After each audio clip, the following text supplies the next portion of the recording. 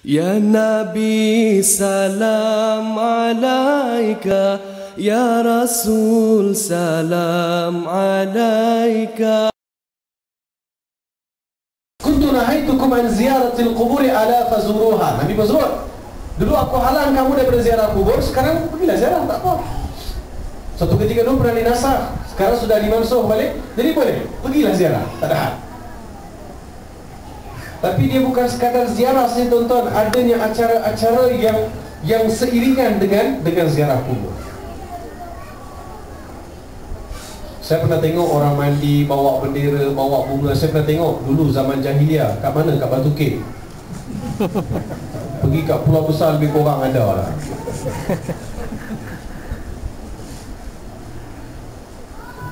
Pelik tak pelik? Ziarah kubur ziarah lah, tak ada hal, tak ada masalah. Takdir kata kalau wali, sekiranya takdir kata wali lah di situ yang dimakamkan, ya, dia pun tak suruh pergi pacak colok dekat kubur dia. Tak suruh. Saya tanya dengan majlis agama, tak boleh buat apa-apa lah. Dia kata, kami dah cuba macam-macam ustaz. Kita pergi tutup, dia buka.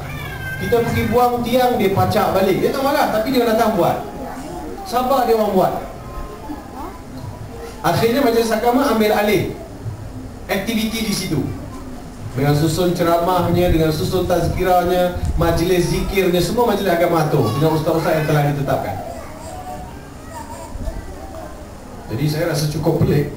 Jadi dalam isi tazkirah saya kepada mereka cukup jelas. Saya jelaskan rukun iman, rukun Islam, rukun iman, ihsan. Hadis yang dibawa oleh yang diriwayatkan oleh Muslim, hadis yang dipanggil hadis Umar bin Al-Khattab, daripada Abdullah bin Umar, kan? Hadis tu Abdullah bin Umar dengar daripada bapa dia, Umar bin Al-Khattab, yang mana Jibril datang duduk dekat Nabi, letak paha atas kenakan lutut dia, lutut Jibril pada lutut Nabi, kemudian bertanya kepada Nabi apa itu Islam, apa itu iman, apa itu ihsan, ma huwa asyratu sa'ah. Sejelaskan hadis tu. Pertama sekali rukun iman, rukun Islam. Rukun Islam ada 5 perkara. Syahadat, la ilaha illallah Muhammadar Rasulullah. Kemudian solat 5 waktu. Saya kata solat 5 waktu jaga tak yang datang ramai-ramai? Datang tak ramai-ramai ini, jaga tak solat? Pertama. Keduanya, jaga tak puasa. Ketiganya, jaga tak zakat. Keempat ni, ada duit pergi haji belum? So jaga solat aja. Jaga tak solat? Tak jaga, tuan-tuan. Mengharapkan syafaat wali semata-mata, tapi semayang tak jaga. Wali mana nak bagi syafaat? Wali mana nak bagi recommendation? Kau sendiri tak lepaskan diri kau sendiri. Wala taziru waziratun wizra ukhra. Tak boleh pikul. Kullu ya'malu ala syakilati. Katakan setiap seorang akan datang besok dengan urusan dia sendiri. Semua ni menggambarkan, tuan-tuan dan puan-puan rahmati Allah, kena berdiri atas kaki sendiri. Kena berdiri atas kaki sendiri. Ni sembahyang tidak, puasa tidak, zakat tidak, pergi-pergi minta syafaat dekat wali, minta masuk syurga. Terus pergi minta bisnes banyak. Tolonglah wali kasih bisnes kencang sikit. Kalau jadi tahun depan saya sembelih 5 ekor kambing kat sini. Dapat pula bisnes, besok tahun depan dia bawa. Ya, orang dalam saya tengok tadi daripada JT, orang yang JT 2 orang je, kambing 5 ekor. Kambing 5 ekor penuh dalam JT tu, dalam perahu tu kambing 5 ekor. 5 ekor kambing dalam perahu. Kan?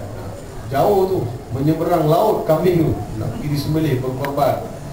Sian tu. Kena didik. So saya begitu, saya nak cuba didik, bagi faham kat dia orang ni. Dah 70-90% adalah masyarakat India Muslim. Datang jauh tu, Chatterbah daripada Pulau Pinang datang, daripada Singapura pun ada pergi. Tuan-tuan dan puan-puan rahmati oleh Allah Subhanahu wa taala, saya kata syirik ni senang aja nak boleh jadi. Senang aja. Kalau kau rasa sebab apa yang kau minta tahun lepas dapat, dia punya pasal, syirik ke? Syirik ke tu? Jadi tuan-tuan dan puan-puan rahmati oleh Allah Subhanahu wa taala, Quran. Sebab itu saya cuba jelaskan kepada mereka supaya rukun Islam ni jaga, rukun iman ni jaga.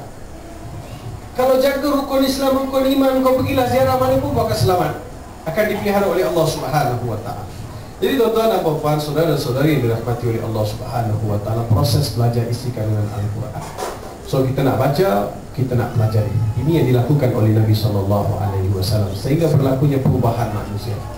Manusia diubah oleh Nabi SAW menjadi manusia yang berguna. Kemudian kita lihat wa yu'allimuhumul kitab wal hikmah, mengajar mereka kebijaksanaan. Kebijaksanaan, Al-Quran sebut apa? May yu'tal hikmata faqad utiya khairan katsira. Barang siapa yang diberikan kebijaksanaan, dia telah diberi limpah kurnia yang cukup besar. We are talking about the power of wisdom. Kita bercakap mengenai kekuatan yang ada pada kebijaksanaan. Kita masih bincang, kita di peringkat kita ni, kita masih duk sembang bab mentransformasi ilmu. Tetapi dunia barat sudah mula berbincang mengenai menjadikan manusia ini bijaksana. Dalam Al-Quran, Allah Subhanahu wa ta'ala ada sebut insan yang bijaksana dalam satu surah, surah Luqman. Luqman, kadang kita sebut Luqmanul Hakim. Luqmanul Hakim, Allah Subhanahu wa ta'ala memberi kebijaksanaan kepada Luqman. Walaupun Luqman ini tak masuk universiti, walaupun Luqman ini tak masuk college, walaupun Luqman ini kerja dia pada mata pandangan kita, daripada pandangan kita ni tak ada standard. Kerja dia sembelih kambing, sembelih lembu, ambil upah dekat orang, jual daging dekat pasar malam.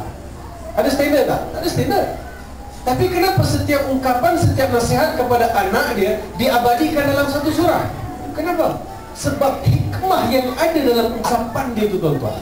Lihat, yang pertama sekali seorang ayah nasihatkan kepada anak dia, wa idh qala Luqmanu li banihi wa huwa ya'idhuhu ya bunayya la tusyrik billah inna syirka la zulmun azim.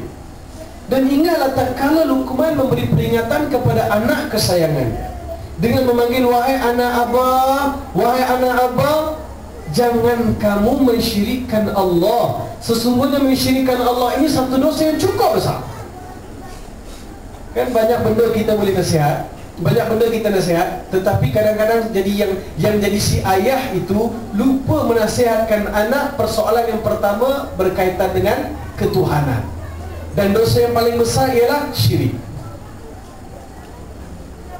Jadi tuan-tuan dan puan-puan, kebijaksanaan. Tidak semua orang yang berilmu itu bijaksana, dan tidak semua yang tidak berilmu itu tidak bijaksana. Tetapi kalau ada ilmu kemudian ada bijaksana, dialah insan yang hebat. Bentuklah kebijaksanaan dengan hikmah. Jadi tuan-tuan dan puan-puan, saya sebut ayat surah Al-Jumu'ah ayat yang kedua ini untuk menggambarkan bagaimana Nabi Muhammad SAW diutus sekaligus diberi peranan yang cukup besar. Kalau mengikut seorang tokoh penulis, tuan-tuan, yang biasa juga orang sebut nama dia, Dr. A'in Abdullah Al-Qarni. Beliau ada sebut dalam sebuah buku yang berjudul Muhammadun ka'annaka tarahu. Muhammad seolah-olah kamu lihat dia. Dia sifatkan 20 sifat dalam tu. Dia bawa masuk 20 sifat Nabi SAW. Bila kita baca sifat-sifat itu, kita akan dapat suatu perasaan seolah